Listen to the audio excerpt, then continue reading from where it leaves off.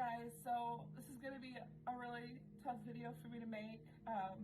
It's the rest of my testimony and what I've been through. So when I was in the womb, in my mother's womb, basically from my mom's point of view, and what I've heard is that my dad and her were not getting along.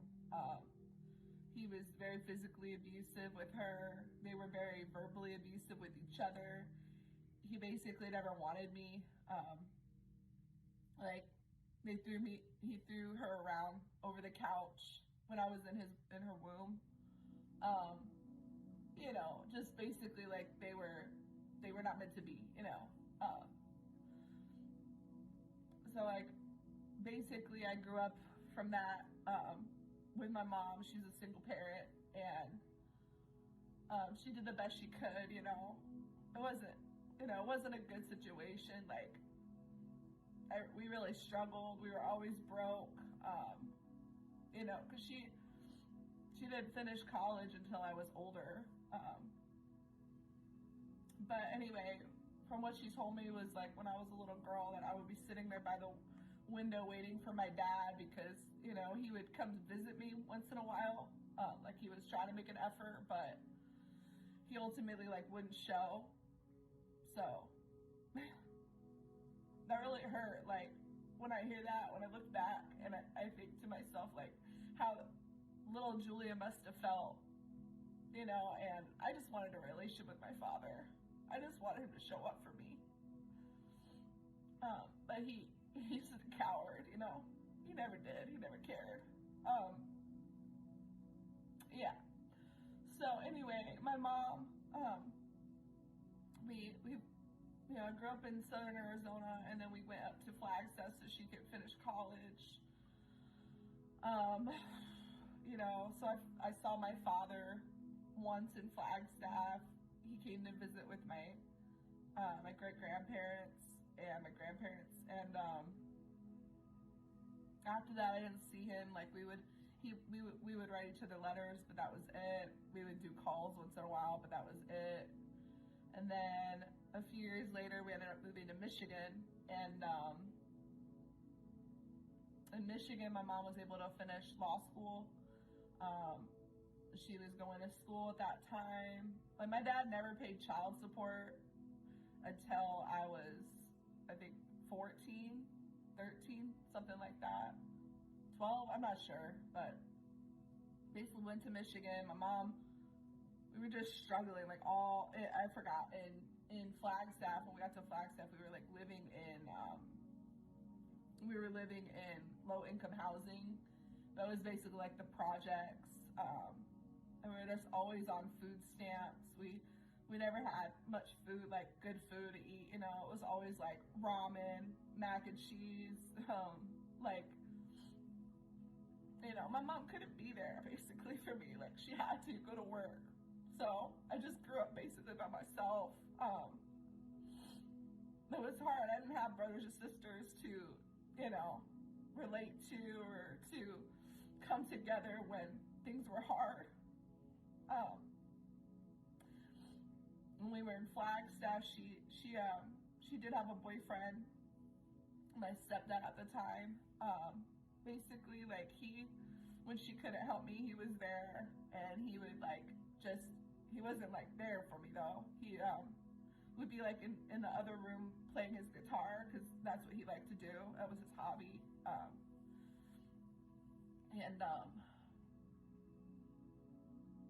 So we finally got to Michigan and stuff. I just remember missing my family. I didn't know any better. I didn't know any better that my dad was this person. I didn't know he was just this type of individual that was really trashy and low life. Ultimately, I didn't know any better. I thought my dad was my hero. Because we had some good times. There were some good times when I was little where he would show up and we would go hiking, or we would go to McDonald's, or whenever he showed up, whenever he decided to show up, So anyway, we got to Michigan, and it was just always hard, you guys, always hard. I just remember being so lonely, and I was just crying. I was just in my room crying and just missing my family so bad, you know. And I told my mom this, and then we ended up moving back to southern Arizona when I was around 11. And what happened was my grandma on my dad's side, who I really loved, like she loved me so much. She ended up passing away, and that just tore me apart. It just tore me apart. Like, I loved her so much, and that threw me into depression. For about 20 years, I was depressed and basically had nobody, you guys. I just had nobody. My mom was there, but she wasn't there, you know. Like, she had to work. She met my needs, but she wasn't there for me on an emotional level. Wasn't there for me in person, really. Like, just when she could be, which was rare. And she'd be in the other room or whatever smoking pot, and on the weekends she would go drinking. Like, I never grew up around Christians. I never grew up around God, you know. My grandma on my mom's side, she took me to Sunday school a few times, and when we got back to southern Arizona, I met up with my dad, and he took me to church a few times. But ultimately, like, I had a Bible since I was 3, and Jesus basically sought me out, and I formed a relationship with him on my own. I had nobody really showing me the way. You know, so it's basically just been me and Jesus this whole time, just winging it. And,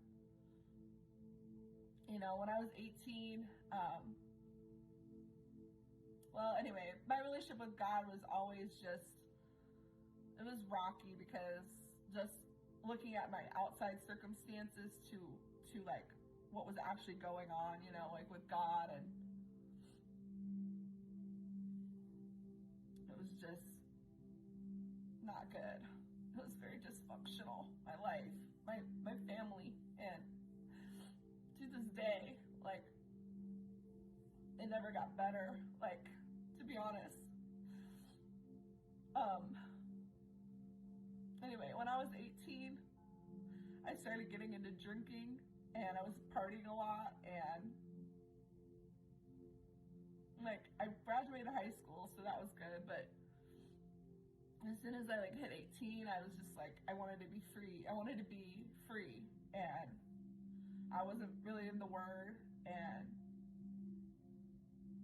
I got into so many bad situations.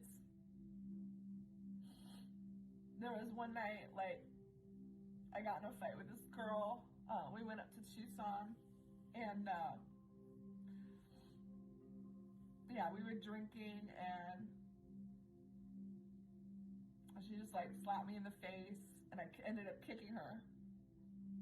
And then, like, I was stuck up there by myself with nobody. I didn't have nobody, because I came up there with her. And yeah, this is going all over the place. I don't really know how to put this into words. All this whole, my life story, my testimony, like, this is hard to talk about. It's just really hard to talk about. So anyway, before that situation, before I got in a fight with that girl, I ended up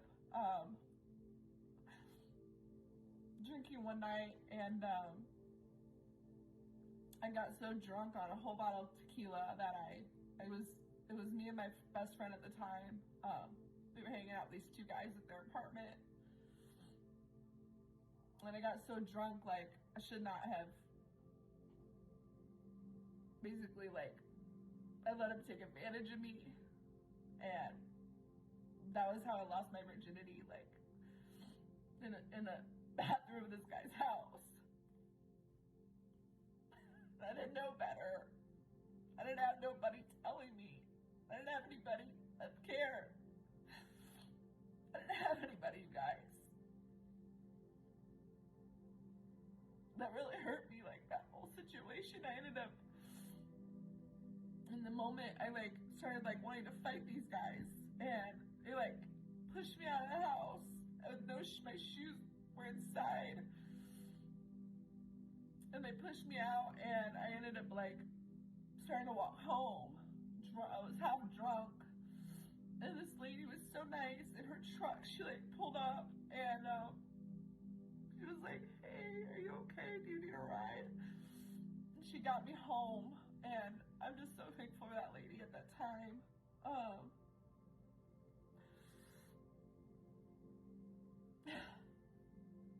So after that, pretty much after those two situations, I realized like drinking was not for me. Like, I pretty much became an alcoholic. Like, I was using it to numb my pain. Because I didn't feel worthy. After everything my family put me through, I didn't think they loved me. They didn't love me. They didn't treat me with love. They didn't show up. My mom was so emotionally abusive. She never wanted my best for me, you guys. She just basically used me as a punching bag, and she would just like, she didn't have nobody else. So I was the only one there, and her job was so stressful, and her life was so stressful, and she just has demons. She has demons.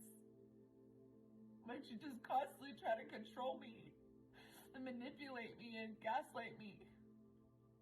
Like, she blamed me for her ex leaving. You know? Like, she blamed me and then later lied about it and said that she didn't blame me. And I just, like, been dealing with this crazy person my whole life.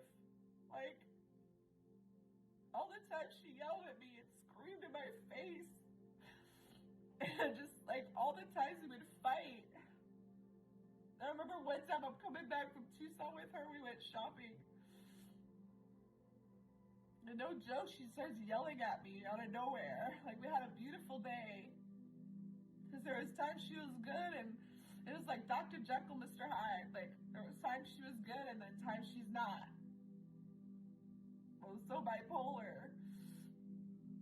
And she was like screaming at me. And I was like, I'm gonna jump out of this car. If you don't stop screaming at me, I am not gonna deal with this anymore. And you guys, we get back, and she's like, how could you put me through that? How could you put me through that? That's what she was blaming me. But she was the one putting me through it. And you guys, and she acted like two different people. In public, she acted like a perfect mother. And she's just a narcissist. Like, I'm so tired of dealing with this. I've never been able to get free fully. She just put me through hell, you guys. My mother and my father was never there. These people, you guys, they're just evil. They're just wicked. And like, the only place that I found freedom was in Jesus. The only place I found love was with God. That's the only place I found any love. Unconditional love.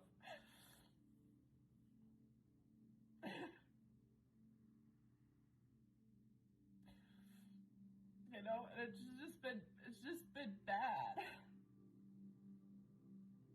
The one good thing she did for me was she was talking to her after those two instances where I was drinking. She had talked to her cousin, and her cousin had recommended I go to church, and she was like, you should go to church, you should go join a youth group. And so I did.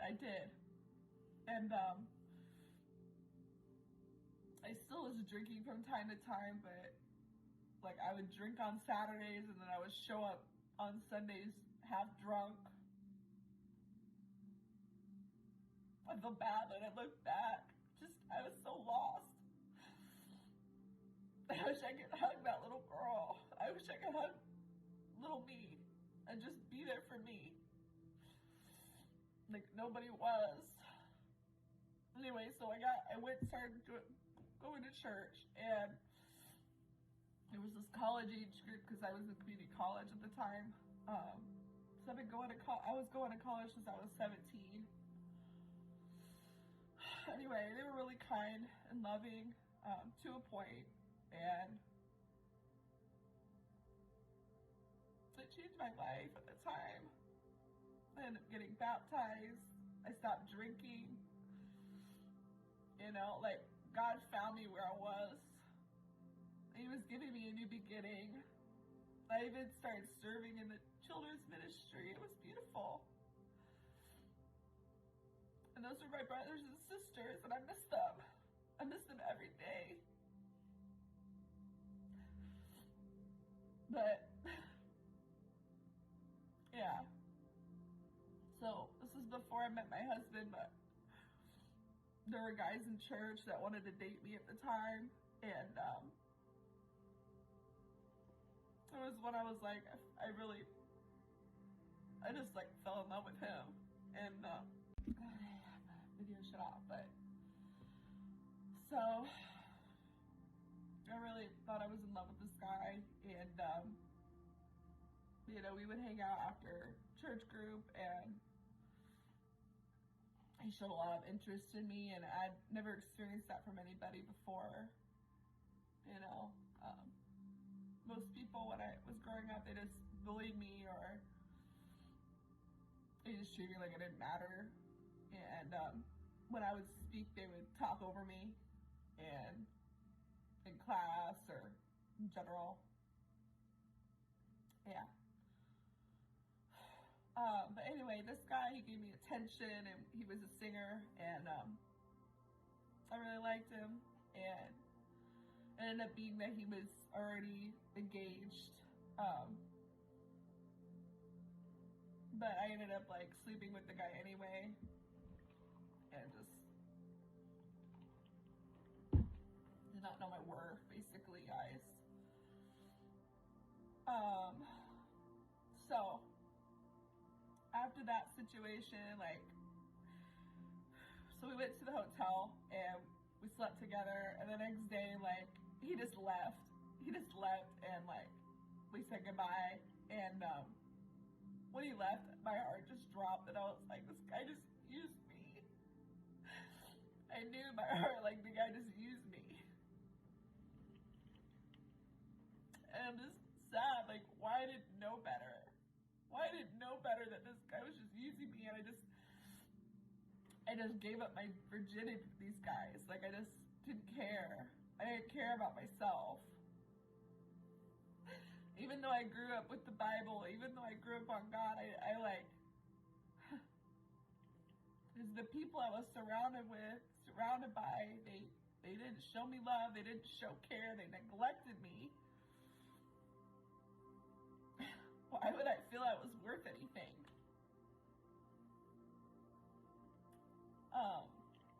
So anyway, after that, I basically, like, I just stayed in church, and, you know, things got better as it went on, but,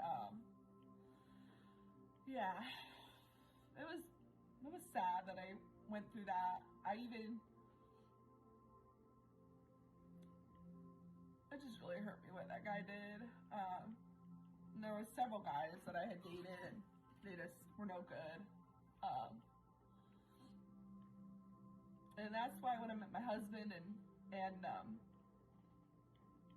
he treated me with so much kindness, like, he was willing to take me out and be there for me. Like, I knew this was the guy that God had for me.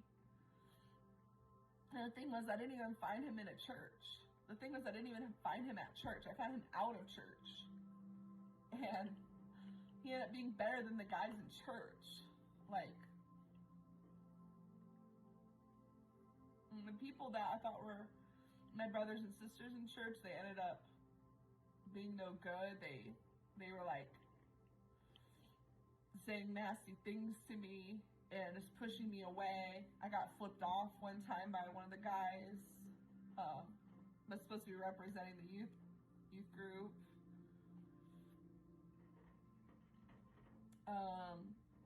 Basically, like, my pastor, we had made an agreement that I was going to run the online ministry there, kind of like what I'm doing now, but for the college age, right? But after that guy flipped me off, and after that situation, I had come to my pastor and I was like, oh, you know, my boyfriend at the time, my husband now, he wants to marry me, you know, we're engaged, and yeah, I'm gonna spend the rest of my life with this guy. And he was like, well, you guys aren't equally yoked. And I don't know what that meant at the time. Like, I only read part of the Bible, you know. But yeah, so I really think that was God warning me, because while my husband has been the most love that I've ever experienced, there's been a lot of issues in our marriage. There's been a lot of issues, not just from him, but from me. I had so many issues from just growing up with my dysfunctional family, just all the trauma that I experienced. And it's raining. It's raining. You can hear that. Never rains in Arizona. It's kind of going with my crying today. It actually does feel good to release this, even though it's hard to talk about. I know that there's a purpose for this. So anyway, I basically told my pastor at the time, I said, look, if you're not accepting my boyfriend, I'm not coming back. And he flipped me out. The other guy flipped me off, like, I'm not going to work for you guys. Like, I'm not going to do this. So I was just over it. I was just over it at that point. I was like, this is not love. This is not love. It was like church hurt, you know? And these were once my brothers and sisters, and they're so loving, but then they just show their true colors, you know? And I felt like I wasn't getting understood, you know? And they're just, at the end of the day, they probably, it was just the righteous judgment, and they were just trying to correct me and get me on path with God. I just didn't see that at the time, you know? But ultimately, I did end up leaving the church for that. And that was really sad, because God is everything to me. God is everything to me now. And I just feel like without God, I would not be here. I truly would not be here. Like, he saved me from dying in the womb. He saved me from what my mother did, what my mother put me through was so much, you guys. I'm tired. And he saved me from the sexual assault, even being up here in Phoenix. I came up here, I followed my mom. I didn't know any better. She's the person she was. See, I grew up in dysfunction, so I thought it was normal. And I didn't recognize that it was hurting me. I didn't recognize who she really was. And the thing is, on one hand, she can seem really great. On another hand, she isn't. On the other hand, she's nasty. And what do you do with that? What do you do when that's all you know, and that's the only person that you have in your life? And you think, like, well, why did God put me here? I thought that so many times. I asked God, I was like, God, why did you allow this? Why did you allow me to go through so much? And I just believe it's because it made me who I am. Somehow, through all this, because I held on to God, you know, it made me who I am today. It made me who I am. It crushed me and refined me into this person, and the person that I'm becoming, and the person that is here to help people that have gone through trauma. I'm here to help people that feel abandoned by their family. I understand, as I went through it. Even if they're in front of you, but it's like they're not really there for you. You know what I mean? And they're actually sent to destroy you by the enemy. Anyway, so I don't know where this is going. I just know God called me to make a video, and it's a mess. I'm a mess. I hate showing up messy. And let me tell you something, guys. If I showed up messy with my mom, I got punished for it growing up. I couldn't show up a mess. I felt like I had to show up perfect, or I'd never be accepted. I was never loved unless I showed up this perfect individual. But you see, listen to me. God does not expect perfection. He just expects you to get up and try again. Get up and try again and do your best.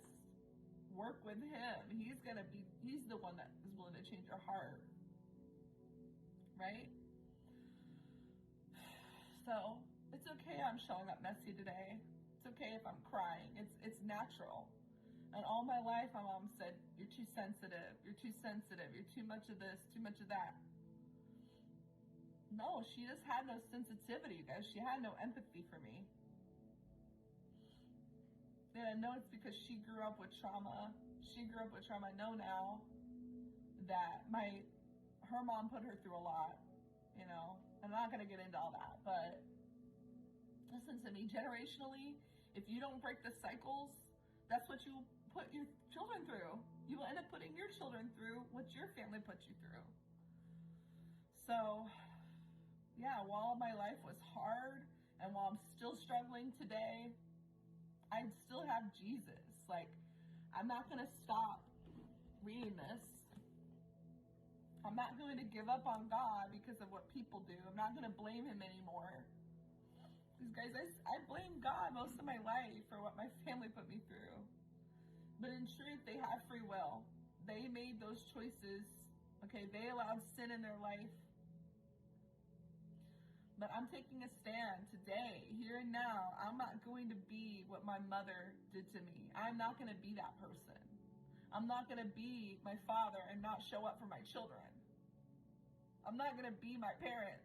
I'm going to learn from them. I'm going to show up and take responsibility the way that they never did. Because it hurt me. It hurt me so deeply. Like, I've been broken so long. I've been broken so long. I'm just brokenhearted. Like, it's not fair. It doesn't feel fair. But let me tell you something, like, God understands. God understands. Jesus dealt with rejection.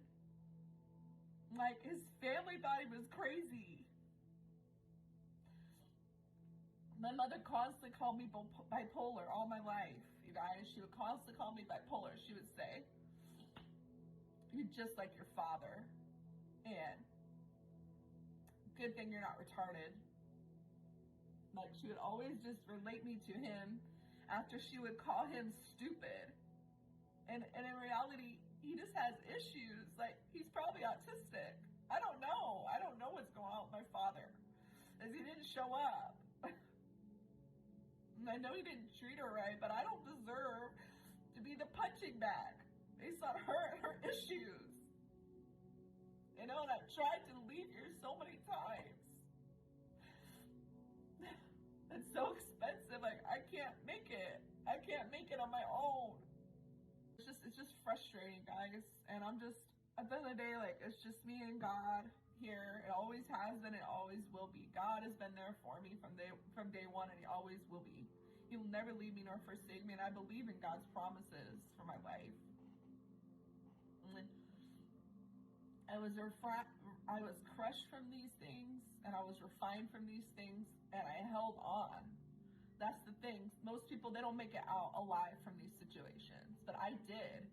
And that means I'm here for a reason. I'm here for a purpose. So if you're watching this, you're here for a purpose. God is not finished with you, right?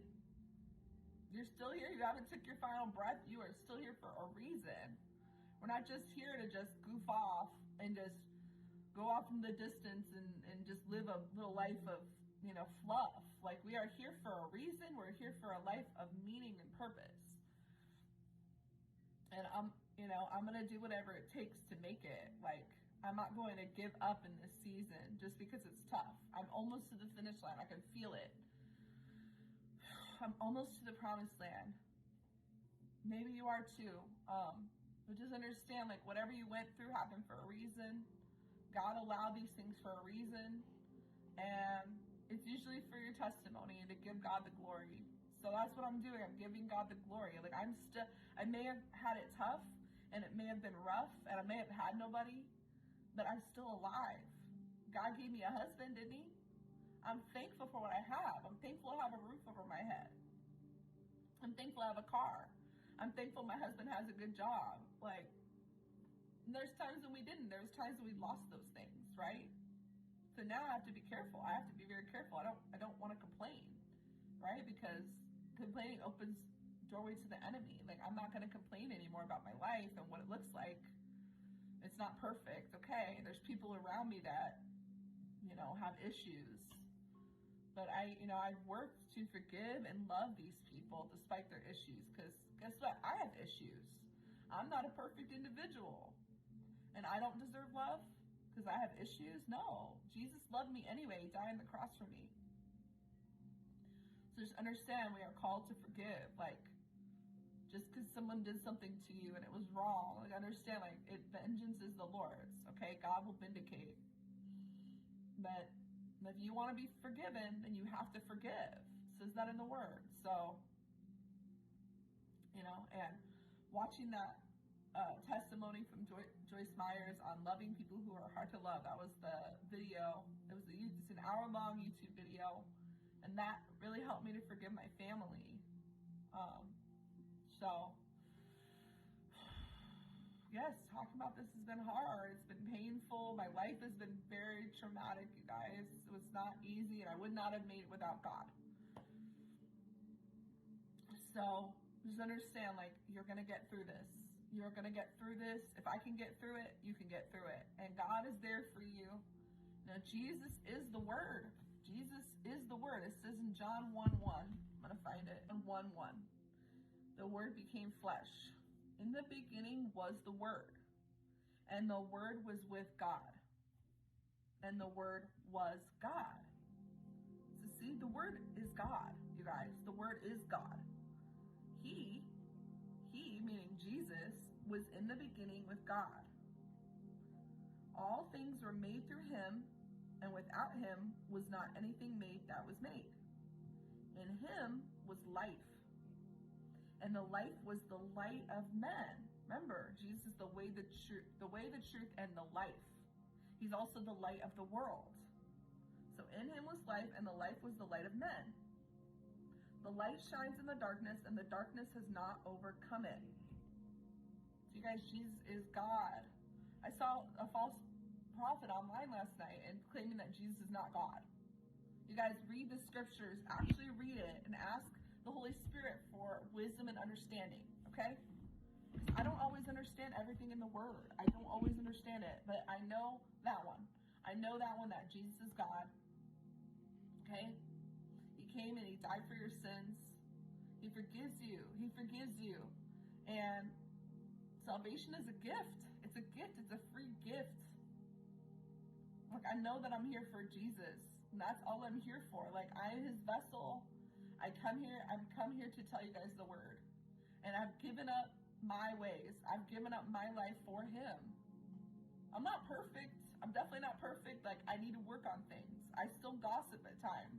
I still complain at times, right? And those are things I'm working on. We're never going to be perfect, right? That's why Jesus came and he was perfect. He's there to be our example. But are you willing to follow it? Are you willing to follow it till the end of your days? Are you willing to follow him? Pick up your cross and follow him. Right? Because that's the key. That's the key if you're going to be the one to make it or not. Because it's not just accepting Jesus as your Savior. It's also faith without works is dead. You've got to put in the work. Faith in action. Okay? Just like me today. I didn't want to do this. I didn't want to show up a mess. This was really hard for me. It was painful. I still don't know how my words came out. But I did the video. I got through it. And I got through this. I'm going to get through the next thing and the next thing after that. And the same things that happen for you. But you got to show up now. You got to show up. Your faith has to come through your works, through your action. All right? You're not going to be perfect, but God will sanctify you and cleanse you from your unrighteousness if you just have a willingness to work with him, right? Go and read the Bible a little bit each day, right? So that's still not everything I went through, but It's a lot more of it, more in detail. It was very painful to talk about. It's very painful to live through. I don't want to talk about it because I don't want to live in the past anymore. I let it go. I had to let it go because it was, for years, you guys, I was stuck. I wasn't able to move forward because I was just focused on my past and focused on how these people hurt me. And I just had so much unforgiveness. I was angry. I was a very angry person, you guys. The person you see today is not that, because Jesus changed me. He made me new. And that's what he'll do for you. And that's why Isaiah 43:19, here's what it says. It says, "Behold, I am doing a new thing. Now it springs forth. Do you not perceive it?